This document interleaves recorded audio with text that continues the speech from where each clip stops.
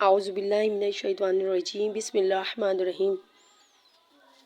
آج میرا موضوع ہے وضو کی فضیلت، اہمیت کے حوالے سے۔ درود شریف کی فضیلت۔ اللہ عز و جل کے محبوب دنائے غیوب منزلہ عن ایوب صلی اللہ تعالیٰ علیہ وسلم کا ارشاد مشکبار ہے، جس نے مجھ پر 100 مرتبہ درود پاک پڑھا، اللہ تعالیٰ اس کے دونوں آنکھوں کے درمیان لکھ دیتا ہے کہ یہ نفاق اور جہنم کی آگ سے آزاد ہے، اور اسے بروز قیامت شہداء کے ساتھ رکھے گا۔ سبحان اللہ۔ صلو علی الحبیب صلی اللہ تعالیٰ علی محمد صلی اللہ علیہ وسلم۔ اگلے پچھلے گناہ معاف کروانے کا نسخہ۔ حضرت سیدنا حمران رضی اللہ تعالیٰ عنہ سے روایت ہے کہ حضرت سیدنا عثمان غنی رضی اللہ تعالیٰ عنہ نے وضو کے لیے پانی منگوایا، جبکہ آپ ایک سرد رات میں نماز کے لیے باہر جانا چاہتے تھے۔ میں ان کے لیے پانی لے کر حاضر ہوا تو آپ رضی اللہ تعالیٰ عنہ نے اپنا چہرہ اور دونوں ہاتھ دھوئے۔ یہ دیکھ کر میں نے عرض کیا، اللہ عز و جل آپ کو کفایت کرے، رات تو بہت ٹھنڈی ہے۔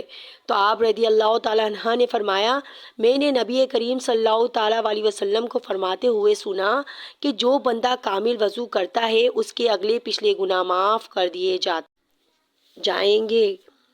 گناہ جھڑنے کی حکایت۔ الحمدللہ عز و جل وضو کرنے والے کے گناہ جھڑتے ہیں۔ اس ضمن میں ایک ایمان افروز حکایت سناتی ہوں۔ حضرت علامہ عبدالوہاب شعرانی قدوس سرہ نورانی فرماتے ہیں کہ ایک مرتبہ سیدنا امام اعظم ابو حنیفہ رضی اللہ تعالیٰ عنہ جامع مسجد کوفہ کے وضو خانے میں تشریف لے گئے تو ایک نوجوان کو وضو بناتے ہوئے دیکھا۔ اس سے وضو میں استعمال شدہ پانی کے قطرے ٹپک رہے تھے۔ آپ رضی اللہ تعالیٰ عنہ نے ارشاد فرمایا، اے بیٹے، ماں باپ کی نافرمانی سے توبہ کر لے۔ اس نے فوراً عرض کی، میں نے توبہ کی۔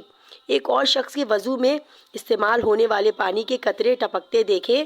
آپ رحمۃ اللہ علیہ نے اس شخص سے ارشاد فرمایا، اے میرے بھائی، تو زنا سے توبہ کر لے۔ اس نے عرض کی، میں نے توبہ کی۔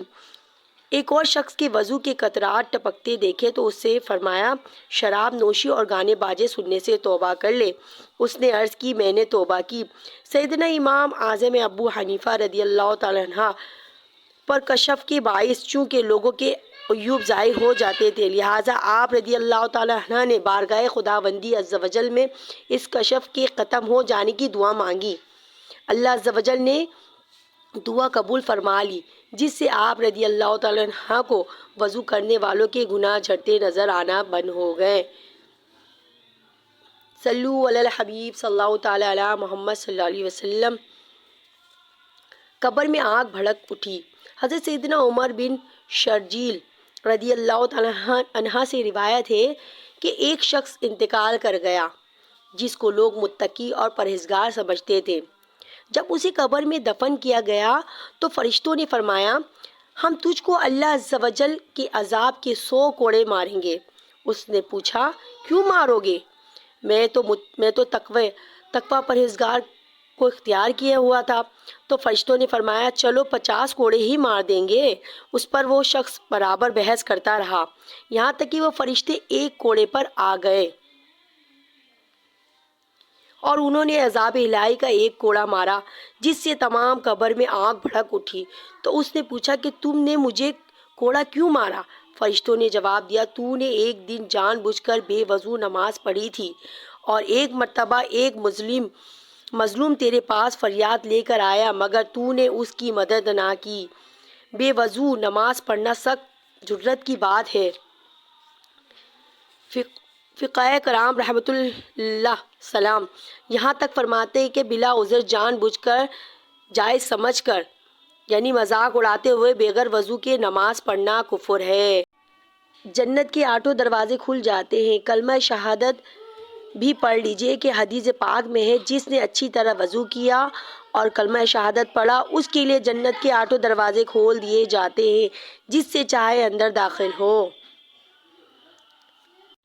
ایک اور حدیث مبارکہ ہے کہ جو وضو کے بعد ایک مرتبہ سورہ قدر پڑھے تو وہ صدیقین میں سے ہے، اور جو 2 مرتبہ پڑھے تو وہ شہداء میں شمار کیا جائے، اور جو 3 مرتبہ پڑھے تو اللہ عز و جل میدان محشر میں اسے انبیاء کرام کے ساتھ رکھے گا۔